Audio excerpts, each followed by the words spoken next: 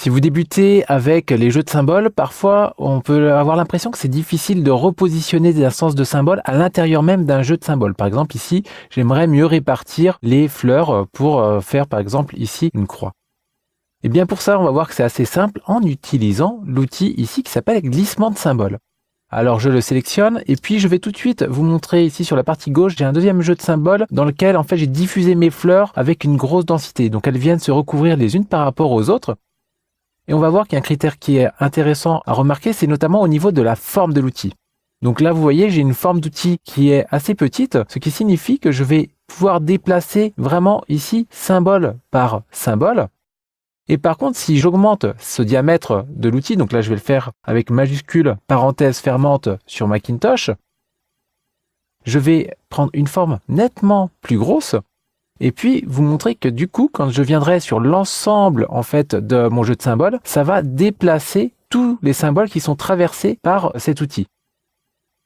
Mais on va remarquer que le déplacement se fait de façon plus forte sur la partie centrale qu'en périphérie. Et plus je me déplace et plus on sent justement ce décalage. Donc c'est vraiment le centre de l'outil qui a une sorte de magnétisme et plus on s'éloigne de la forme et plus l'outil agira de façon douce. Et ça sera valable d'ailleurs pour l'ensemble ici de ces outils.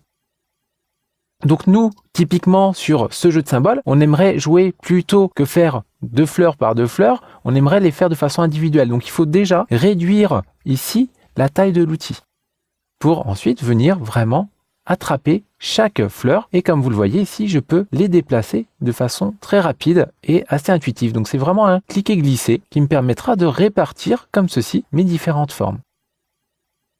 Donc là, voilà, je vais le faire comme ceci. Alors là, je vois que j'ai un petit peu de mal, ça va pas très vite. Eh bien, tout simplement parce que dans ici l'intensité, je suis pas au maximum, je suis à 8 et si je mets 10, qui est le maximum, j'irai un petit peu plus vite dans le déplacement. Donc bien penser aussi à régler et à gérer justement ces options. Donc voilà, je vais le faire ici. Je vais peut-être emmener également cette fleur ici. Et puis allez, on va emmener celle-ci un petit peu plus haut. Voilà. Donc là, j'ai une répartition voilà, qui me plaît. C'est parfait. Donc maintenant, on va voir aussi qu'il y a des raccourcis un petit peu cachés à l'intérieur même de ces différents outils.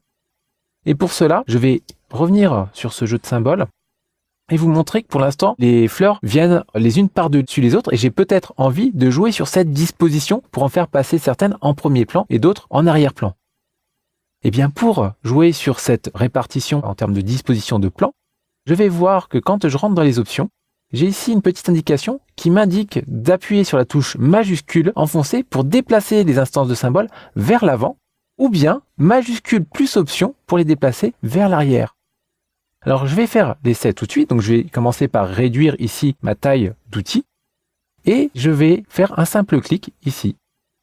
Donc un clic avec la touche majuscule et directement ma fleur ici passe en premier plan. Donc là pareil, dès que j'ai majuscule, ça passe en premier plan.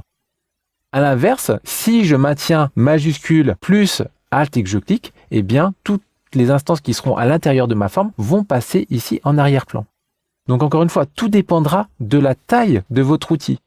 C'est-à-dire que si je fais un outil très petit, je vais pouvoir jouer vraiment localement, alors que si j'ai une forme très grosse, eh bien mon raccourci ici va me faire passer devant vraiment un ensemble de fleurs. Donc voilà, donc pensez bien ici à ces petites options, à ces petites indications qu'on retrouve sur la partie basse dans d'ailleurs la plupart des outils. Donc je reviendrai dans chaque outil pour vous montrer les raccourcis clavier.